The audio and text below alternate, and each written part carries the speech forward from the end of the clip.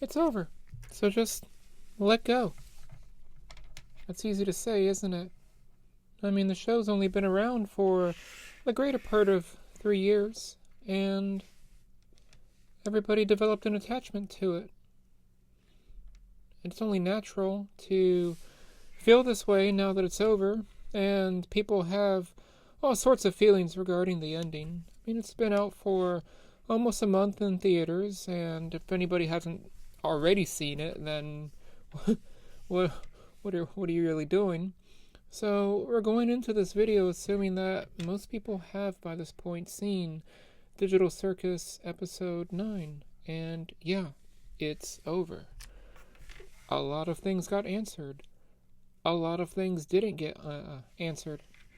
And honestly, that's perfectly okay. You have to remember that both Glitch and Gooseworks certainly put in a lot of time and investment into this production, but at the same time, this was a huge learning experience for both of them. And I think something along the lines of this being a major project for Goose, not having actually done anything like this before. I think we did read at one point that they did have everything scripted and written out from the very beginning. And so we knew what was going to happen, or at least she knew what was going to happen from the very beginning. And so, yeah, the story, it was always there. It was always designed to be exactly what it was. There were no retcons. There was no take-backsies. And so, now what?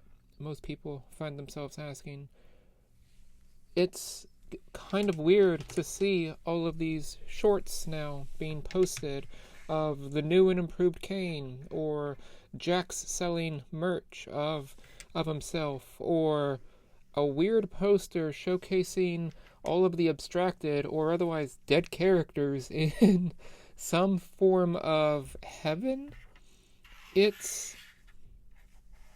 I don't want to use the word corporate or the phrase corporate greed, but the last few shorts showcasing the abstracted minis or the sweatshirt, the poster, the Jax figurines, everything just seems like a corporate cash grab, and I hate saying that because I did really like this series. I guess it's not something to be surprised by. Everybody does this.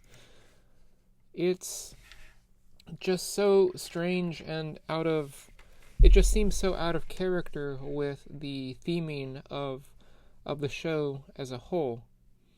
And so, yeah, we find ourselves with this strange predicament of what now?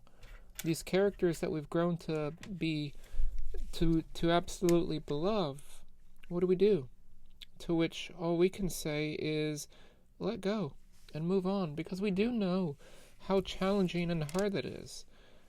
I don't know if anybody's ever played video games like Tunic or Outer Wilds.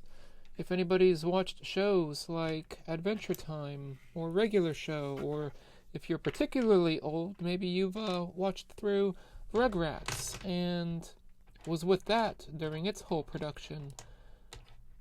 How many books have we read where you get to the final page and you're left asking yourself, what now? What do you do with yourself? Definitely remember, especially with a show like Regular Show and Beastars, where we began to titrate the experience. We didn't want to just burn through it all. We knew that the last episodes were coming up, and suddenly we were only watching one episode every other day, every 3 days, one a week. Because if we finish watching the show, then it's over. And this relationship has come to its end. And honestly, there's a lot of beauty in that. There's a lot of beauty in having an end. You know, our life in general has a beginning, a middle, an end. everything is going to come to an end at some point or another. And just because it did end doesn't mean that there's not beauty in it, not magic to be found within it. And we could also argue that we could take inspiration from the amazing digital circus because, well, there is a real world out there, and there probably is a Jax that needs you right now. There's probably a Agatha that's been hurt by her mother. There's probably a Gangle who has crippling depression. There's probably a Zooble who has body dysmorphia. And then there's Kinger? What do we say about Kinger? What would you say about Kinger? And so, you all probably have someone like that in your life. Someone that could and does need that help. That does need someone to reach out and say, at least we still have each other. So, it's okay to be sad that the show is over. It's okay to celebrate it and to not like some elements of it. That doesn't make it anything less than what it already is. And we should be thankful that we even got to experience something like this in the first place. That we got to experience this joy, that we got to experience this hurt, this laughter, this crying, this pain. So, yeah. The show's over, and now it's time to let go and move on. So, I think we're just going to go ahead and go nonverbal for a while, because this particular tangram is absolutely captivating me, and I just want to spend some time with it and see where it takes me. So I hope that you all enjoyed. Hopefully that this gives you some food for thought, and remember to give grace wherever it can be given. If anybody has any thoughts or opinions, please let me know.